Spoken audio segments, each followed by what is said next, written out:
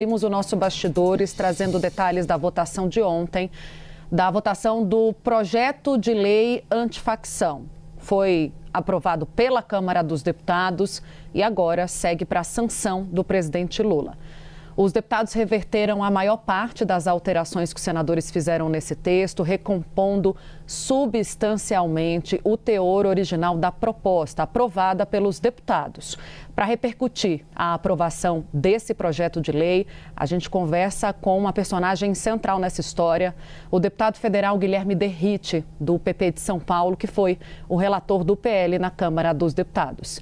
Bem-vindo, obrigada por essa conversa. Deputado, queria que o senhor trouxesse para a gente, então, por que o senhor avaliou que seria necessária essa retomada substancial do projeto aprovado pela Câmara dos Deputados. Boa tarde a todos, é um prazer falar com vocês. Por alguns pontos elementares que eu até conversando com a equipe do Ministério da Justiça eu elenquei. Houve um retrocesso quando esse texto foi aprovado no Senado, na pena de prisão, ou seja, redução de penas. O Senado diminuiu as penas, que saiu da Câmara dos Deputados de 20 a 40 anos, podendo chegar a 65 anos de prisão para membros de organizações criminosas, com 70% do mínimo do cumprimento em regime fechado, podendo chegar a 85%. Os líderes das organizações criminosas, no texto da Câmara, cumpririam e agora passarão a cumprir, pela nova aprovação da relatoria de ontem, a prisão direta no sistema penal federal, sem direito ao auxílio reclusão, preso provisório sem direito ao voto, que foi um destaque do Partido Novo aprovado pela Câmara dos Deputados. Fora isso, a questão de perdimento de bens, a descapitalização de bens de indivíduos de organizações criminosas que fazem a lavagem de dinheiro desse mercado ilícito, do tráfico, de outras atividades ilícitas, nós colocamos uma ação civil imprescritível e independente, autônomo. O que isso significa? Independente da esfera penal, o Ministério Público poderia, através de uma ação civil, descapitalizar os bens rapidamente, com mais agilidade, dando medidas assecuratórias ao Poder Judiciário. Isso foi modificado no texto do Senado, colocando como uma ação subsidiária, ou seja, ia ter que esperar toda a transação penal. E eu ouvia vocês falarem aí do caso anterior que demorou 8 anos de julgamento, ou seja, facilmente aqueles indivíduos que estariam sendo investigados ou respondendo criminalmente conseguiriam descapitalizar esses bens ou desconfigurar. Então, por esses motivos, penas altas, mínimo do cumprimento em regime fechado, penas duríssimas, tratamento diferenciado e muito mais rígido para líderes de organizações criminosas e essa questão de descapitalização de bens, nós tomamos como base o texto da Câmara. E eu elogiei, inclusive, a postura da atual equipe do Ministério da Justiça, que tomou como premissa principal o texto da Câmara dos Deputados. Então isso foi aceito pelo próprio governo. Eu acho que nesse ponto o governo acertou, porque sabia que não teria voto para que houvesse aprovação do texto, optasse pelo texto do Senado. Eu já vi que a Câmara aprovou com mais de 300 votos no ano passado. Então, essa legislação mais dura, que foi o texto mais duro, mais rígido contra membros de organizações criminosas, em especial os seus líderes, foi o texto base. E eu vejo isso como uma vitória para o povo brasileiro. Ele limita muito as críticas do governo federal, relator, justamente por isso. A própria ministra Gleisi Hoffmann ontem, ministra de Relações Institucionais, chegou a falar que sim, que houve o acordo para a formulação desse texto. Só tem um ponto que eles discordam um pouco, que é a questão das bets. Por que o senhor acha que não foi adiante aquela proposta de parte dos recursos das bets irem para um fundo de segurança? Uma questão polêmica. Eu fui favorável para a inclusão das bets, para que esses 15% dessa taxação, logo no início da aposta, viessem a fortalecer o financiamento, o custeio da segurança pública no nosso país. Vejam só, há 2 meses atrás eu estava compondo o seleto grupo do CONSESP, o Conselho dos Secretários de Segurança Pública, de todos os secretários de Segurança Pública estaduais. E lá sempre era debatido que nós tínhamos que fomentar iniciativas legislativas para aumentar a fonte de receita no combate ao crime organizado, para custear e financiar a segurança pública no nosso país. Então, a proposta, quando veio do Senado, eu entendi que era uma proposta extremamente positiva. Porém, como foi uma inovação do Senado Federal, isso não foi discutido anteriormente no texto base da Câmara. Aí teve uma questão de processo legislativo. O que foi feito ontem, no destaque apresentado, o meu parecer, então, ele preservava integralmente esse texto, a taxação das bets, para o fomento da segurança pública. O que foi feito foi um destaque para toda essa parte que foi aprovada da CID-BETS no Senado, ser tratado como um projeto paralelo. Não é que ele foi desprezado e não foi aprovado. Não, ele se tornou um projeto autônomo, com base no artigo 61, inciso 3º. E a esperança é que caminhe. E se esse projeto, caminhando no plenário, vai contar com o meu apoio, com o meu voto e até articulação, porque nós temos, de fato, que financiar o custeio da segurança pública e aumentar fontes de investimento para o incentivo às forças de segurança em todo o Brasil. Usou a palavra certa, relator, falou em esperança. Eu já vou passar a palavra para a Clarissa, mas só para a gente estender um pouco mais sobre esse ponto. O senhor fala esperança, acho que é bem por aí mesmo, porque é notória ali a articulação, a entrada do lobby pesado das bets no Congresso Nacional, sobretudo na Câmara dos Deputados. Diante disso, há apoio para avançar com essa proposta? Olha, eu não vejo dessa forma, até porque quando qualquer projeto de lei ele vai tramitar no Congresso Nacional, temos a casa iniciadora, que é o caso desse PL antifacção. Ele chegou, a iniciativa do governo federal, iniciou na Câmara dos Deputados um texto, foi para o Senado Federal, o texto foi alterado, só que essa questão das bets, aí que está o grande questionamento que foi colocado na reunião de líderes. Isso foi matéria estranha, não foi discutido na Câmara dos Deputados. Agora, essa questão lobby pesado, eu teria um pouco mais de cautela para falar sobre isso, porque eu não sei de nenhuma informação de parlamentares que fazem lobby nesse sentido. E uma outra informação de bastidores que é importante a gente trazer também aqui a público é que o próprio Ministério da Fazenda era contra a taxação desse jeito, dessa forma como foi posta, sem uma ampla discussão. Então, eu vejo que não tinha um acordo para aprovação, em que pese, particularmente, eu desejar muito que isso fosse adiante, até porque tinha a vontade do secretário de Segurança Pública que se criasse um novo financiamento, principalmente repasse para os estados, mas como não foi um tema discutido anteriormente na Câmara, como dentro do próprio governo federal, o Ministério da Fazenda não queria que isso avançasse, outros setores queriam, eu achei que a melhor maneira ali, realmente encontrada, né? Claro que dentro desse processo eu fui vencido, eu gostaria que isso tivesse sido caminhado nesse sentido de aprovação, mas eu ainda tenho a esperança, como eu mencionei anteriormente, que isso venha a ser discutido e que, independente desse projeto, que nós possamos aumentar o financiamento da segurança pública no Brasil. Clarissa. Deputado, muito obrigada pela participação aqui no Bastidores. Eu vou começar já criando atrito e vou discordar do senhor da ideia de que o Ministério da Fazenda não queira essa taxação. Embora o formato, é claro, pudesse ser discutido, a gente sabe, a gente tem acompanhado um esforço constante da parte do Ministério da Fazenda para reforçar o caixa com uma taxação das bets. Isso vem entrando em vários projetos. Então, eu gostaria de pegar embalo nessa questão das bets e passar para o senhor uma percepção que chega para a gente do Palácio do Planalto de que a oposição teria se juntado ao Centrão nessa articulação do PL antifacção para enforcar financeiramente estruturas federais de investigação, empoderando estruturas estaduais, eventualmente num jogo que teria a ver com a eleição deste ano. Eu gostaria da visão do senhor sobre essa crítica, que vem de lá, não é da minha boca, estou repassando aqui, sou mensageiro.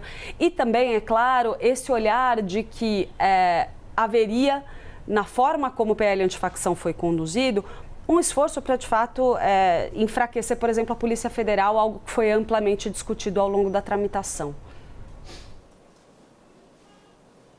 Então, primeiro, partindo desse princípio da Polícia Federal, essa foi uma falsa narrativa criada por membros da esquerda, do governo, por conta do meu nome. Quando o meu nome entra para ser o relator do PL antifacção lá atrás, no ano passado, obviamente o governo não gostou porque tratou como se o assunto fosse estritamente político e não técnico. Eu tive que relembrar algumas vezes, e mais uma vez eu faço questão aqui, eu trabalho com segurança pública há 23 anos, sou bacharel em Direito, pós-graduado em Ciências Jurídicas, pós-graduado em Direito Constitucional e mestre em Gestão e Políticas Públicas e fui secretário de Segurança Pública 3 anos no maior estado da federação. Em que pese eu ser político também, a tratativa foi estritamente técnica e ao contrário da equipe anterior do Ministério da Justiça, que não me procurou para tratar tecnicamente do assunto, o governo, os partidos de esquerda preferiram um ataque político dizendo que, olha, está enfraquecendo a Polícia Federal. Isso não encontra subsídio legal e embasamento jurídico nenhum, porque para alterar a competência da Polícia Federal teria que ser por uma alteração da Constituição, porque as prerrogativas da Polícia Federal estão previstas na Constituição. Uma lei ordinária jamais poderia fazer isso. Mas eu entendo, e faz parte da guerra política, a guerra de narrativas, mas é uma narrativa falsa. Não condiz com a realidade e não tem embasamento jurídico. Essa questão de enfraquecer fundos, fortalecer estaduais, enfraquecer federais, para vocês terem uma ideia, não foi nem objeto de discussão por parte do governo na atual discussão. Nem houve por parte da equipe do Ministério da Justiça nenhum pleito de querer questionar esse tipo de repasse. O que foi colocado no texto e preservado foi o seguinte: se a investigação ocorrer por parte da Polícia Federal, todo recurso oriundo dessa investigação, da lavagem de dinheiro, descapitalização de bens, eles vão para o Fundo Federal. Isso está preservado, então não tem enfraquecimento algum. Agora, se houver a participação da Polícia Federal em conjunto com a Polícia Estadual, a Polícia Estadual de Sergipe fez uma investigação junto com a Polícia Federal. 50% para a União, 50% para o Estado. Muito pelo contrário, estou promovendo, inclusive, a coordenação para que todos saiam contentes e para que haja o investimento e o financiamento. E se for exclusivamente do Estado, o recurso fica no Estado. Então, volto a dizer, são narrativas criadas que não encontram embasamento jurídico no texto que foi aprovado. Doutora, eu já vou chamar o Matheus Teixeira para fazer uma pergunta, só que eu gostaria de abordar um outro ponto que o Senado Federal considerou que é inconstitucional, que é a questão do auxílio-reclusão e a questão da proibição do voto dos presos provisórios. Por que o senhor considera que não é inconstitucional? E se houver veto do presidente Lula, o senhor considera que há apoio para derrubar esse veto? Eu acho difícil. Primeiro, a previsão, quem faz o controle de constitucionalidade é o CCJ da Câmara, CCJ do Senado, e houve ampla maioria de votos, tanto no ano passado quanto agora, nesse ano, inclusive com votos do PT. Lembro a vocês que o PT, no plenário da Câmara dos Deputados, por orientação do líder à época, orientou a votar favorável ao destaque do Partido Novo, restringido o direito de voto dos presos provisórios no Brasil. Com relação ao controle de constitucionalidade, tem que esperar para ver o que vai acontecer. E sobre o auxílio-reclusão, eu não vejo nenhum questionamento nesse sentido. O que nós fizemos, na verdade, foi uma questão de trazer moralidade e esperança para o povo brasileiro.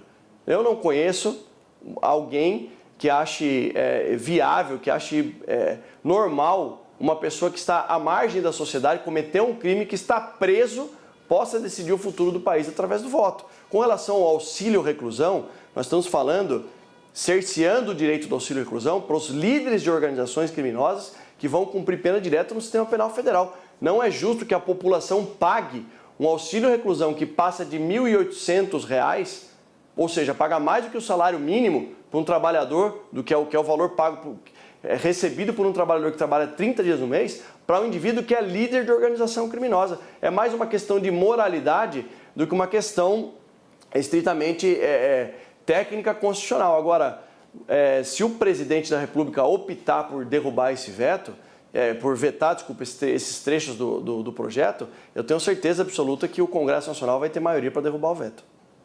Matheus Teixeira. Deputado, eu queria tentar conectar um pouco do que foi aprovado ontem com a realidade que o Brasil vive. A gente sabe que tem avanços importantes ali em relação ao controle territorial, progressão de pena, uma restrição à progressão de pena, aumento de pena para faccionado, mas o senhor que já foi secretário esteve, digamos assim, na ponta. Prevê que a aplicação disso deve surtir um efeito positivo, deve reduzir os índices de criminalidade em curto, médio ou longo prazo. A gente vai ter apenas uma lei ou isso de fato, o senhor acha que quando pode ter um efeito para a população sentir na pele mesmo que isso beneficiou de fato e reduziu a criminalidade no país? Olha, vamos lá, são pontos, obrigado pela pergunta e achei uma pergunta muito inteligente, porque são coisas que caminham no mesmo sentido, em paralelo, mas são coisas distintas. O próprio nome do projeto apresentado pelo governo é PL Antifacção. Depois nós nomeamos também como Marco Legal do Combate ao Crime Organizado.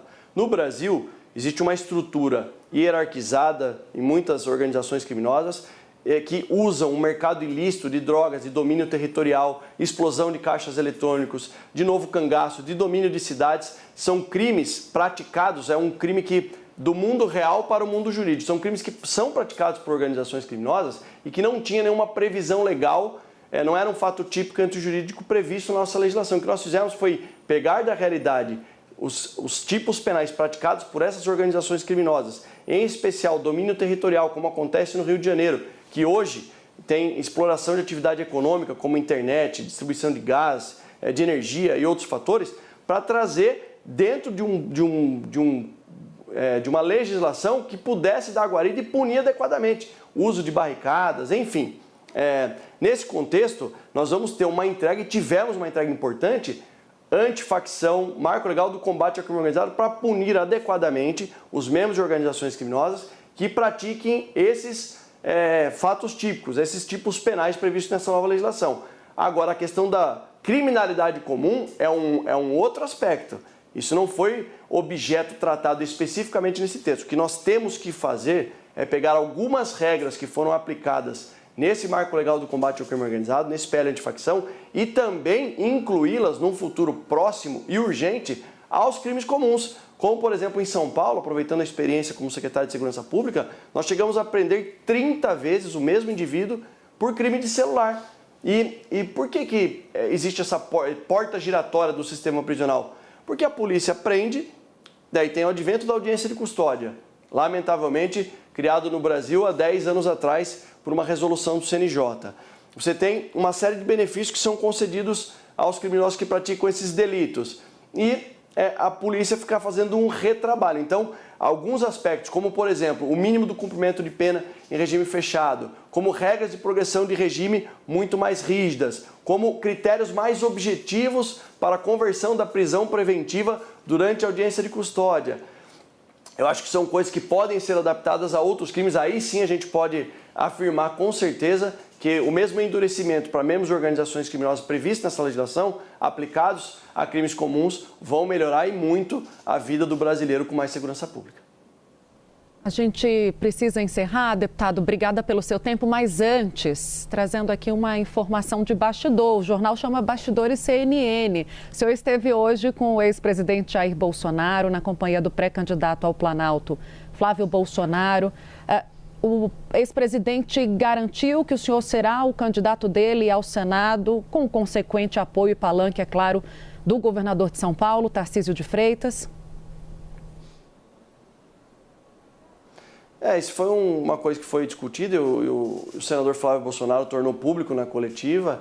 Uma das vagas está definida nesse acordo, que seria o meu nome. Eu me sinto lisonjeado por isso, por representar a direita em São Paulo com uma das vagas do Senado.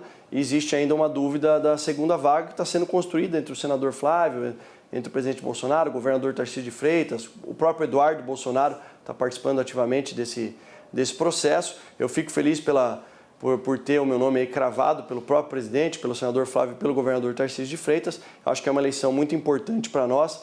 Tem alguns excelentes nomes também disputando essa segunda vaga, e o nome que o presidente Bolsonaro indicar, que esse grupo político indicar, vai ser um nome apoiado por nós, com grandes chances reais aí de que a gente possa fazer as duas vagas para o Senado e a reeleição do governador Tarcísio de Freitas, possivelmente no primeiro turno em São Paulo. E o mais importante, a eleição mais importante para todos nós, sem dúvida alguma, que é a eleição do nosso pré-candidato, senador Flávio Bolsonaro, à presidência do Brasil.